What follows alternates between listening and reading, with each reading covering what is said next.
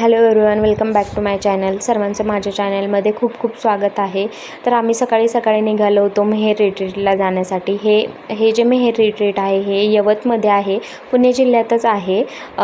तर आम्ही इथे गेलो होतो. कंपनीची ट्रिप जाणार होती म्हणून आम्ही गेलो होतो. तर कंपनीच्या गाडीमध्येच खरं तर आम्हाला यायचं होतं, पण कंपनीच्या गाडीचे जे टायमिंग असतात ते फिक्स असतात जाण्याचे येण्याचे. त्यामुळे आम्ही कंपनीची गाडी न येता आम्ही सेपरेट आमची गाडी आणली होती. कारण श्रीजामुळेच खरं तर, कारण फिक्स असा टायमिंग नाही आहे आमचा, कधी येऊ कधी जाऊ.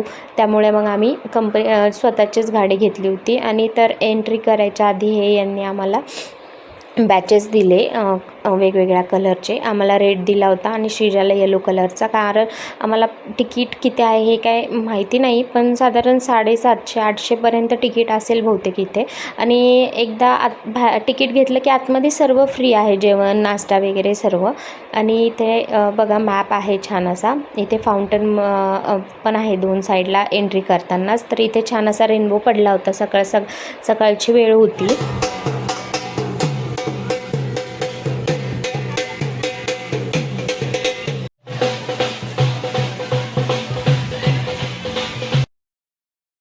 तर एंट्री करताना ते वाजवत होते म्हणून काही जण तिथे डान्स पण करत होते. कारण काही खूप एन्जॉय करतात काही लोक, कारण ते एन्जॉय करायलाच खरं तर आलेले असतात आणि केलं पण पाहिजे असं मला वाटतं. तर इथे बघा आम्ही नाश्ता करायला गेलो, तर तिथे मिसळपाव आणि पोहे आणि शिरा वगैरे होता नाश्त्याला. तर तिथे एवढी गर्दी याच्यासाठी होती की ट्रीप पण आलेली होती काही शाळांची, काही खूप, कारण तिथे खूप जास्त गर्दी होती. पण असं नाश्ता वगैरे करताना वगैरे असं जागा नाही भेटली असं झालं नाही. कारण ती जागा पण तेवढीच मोठी आहे की सर्वजणं तिथे एकसाथ जेवण वगैरे नाश्ता करू शकतात. कारण ते फार्म हाऊस टाईप आहे आणि ते खूप मोठं आहे. हे बघा इथे मुलांना असं खेळण्यासाठी झुले वगैरे आहे छान असे. आणि श्रीजाला ते खेळताच दिसलं की बघ मम्मी तिकडे वॉटर पार्क आहे, मला जायचं आहे. तर ती खरं तर त्याच्यासाठी झाली होती. तर थोडीशी खेळली इथे आणि मग म्हटलं जाऊया नंतर. आणि हे बघा इथे एक ग्राउंड पण आहे क्रिकेटचं. कारण काही लोक सकाळपासून येतात संध्याकाळपर्यंत, तर ते स्पेशली एन्जॉय करण्यासाठीच येत असतात, एवढ्या लांब यायचं म्हटल्यावर. आणि हे बघा आम्ही तोपर्यंत पहिले हे बघून घेतलेलं छोटंसं झू आहे तिथे. आणि वेगवेगळे पक्षी प्राणी वगैरे छोटेसे आहेत तिथे. त्यामुळे मग म्हटलं की आपण पहिले हे सर्व बघून घेऊया आणि नंतर मग श्रीजाला म्हटलं की नंतर आपण वॉटर पार्कमध्ये जाऊया. कारण मग एकदा कपडे भिजले की नंतर मग आपल्याला परत फिरता नाही येणार जास्त असं. आणि नंतर मग ऊन पण होईल. सकाळी आम्ही सगळीकडं फिरून घेतलं होतं साधारण 11-12 वाजताच. आणि हे बघा हे पीग आहे. हे वाटत असेल सगळ्यांना की ससे आहेत, बट हे पीग आहेत. आणि श्रीजाला त्यांना खायला घालायचं होतं, पण ती एवढी घाबरत होती. तर बघा तिचं काय चालू होतं. पप्पाला म्हणत होती पप्पा तुम्ही घाला त्यांना खायला, आणि स्वतः घाबरत होती. आणि नंतर तर म्हणायला लागली नाही पप्पा त्यांना उचलून घ्या. आणि ते बघा कसे लपत आहे. ते असं वाटतं त्यांच्याकडं किती क्यूट होते ते, खूपच छान. पण मला खूप म्हणजे मला काय आवडत नाही कोणते प्राणी पक्षी वगैरे, त्यामुळे मी काय हात लावला नाही. ह्या दोघं बापलेकांचंच चाललं होतं. आणि सर्वच लहान मुलं यांच्याकडे अट्रॅक्ट होतात त्यांना खाऊ घालण्यासाठी. तर इथे बघा श्रीजाचं चाललं होतं नंतर की मग पप्पा त्यांना उचलून घ्या.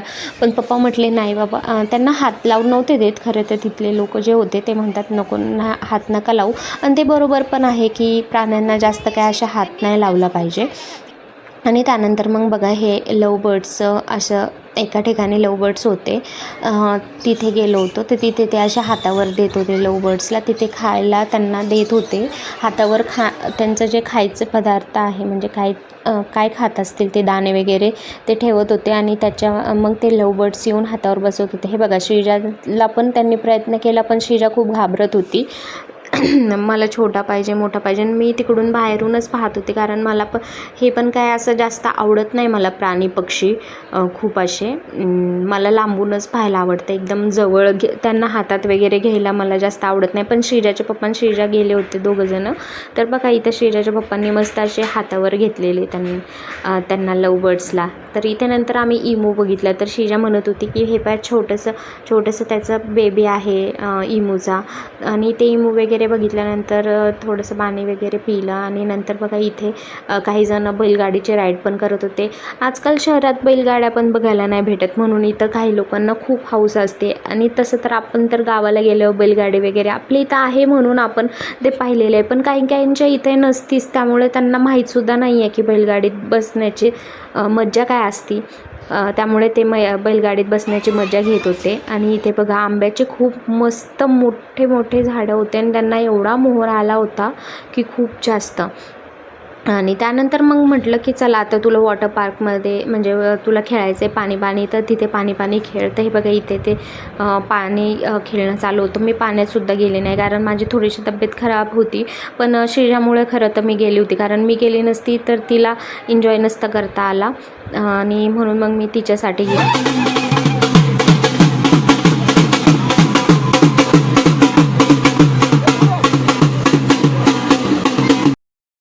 हे पाय यांच्या कंपनीतल्या फ्रेंड्सचा कसा छान मस्त असा डान्स चालू होता. आणि इथे श्रीजाला मी म्हणत होती चल आता बास झालं, घरी जायचं आहे आपल्याला, लवकर आवरून घे. आणि नंतर मग ती म्हटली नाही मला थोड्या वेळ बसायचं आहे. आणि इथे बघा पुढे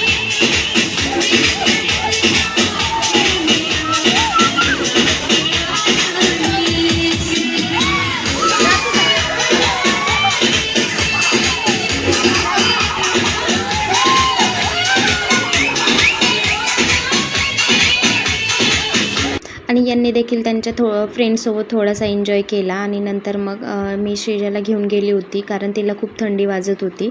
आणि नंतर मग तिचाच डान्स चालू झाला बघा इथे.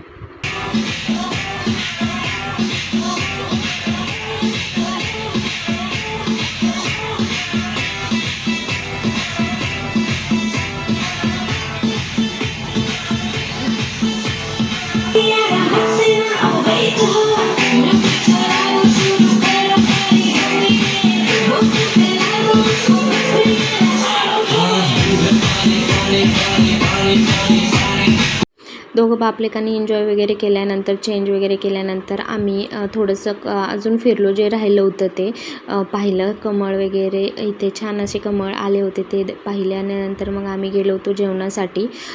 खरं तर बाहेर गेल्यावर असं तब्येत वगैरे ठीक नसली तर खूप खराब वाटतं, कारण आपल्याला पण एन्जॉय करायचा असतो पण काही एन्जॉय करायला भेटत नाही.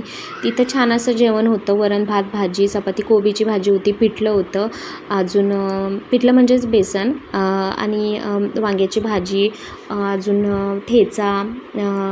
खूप छान असं जेवण होतं, सिंपल पण खूप मस्त.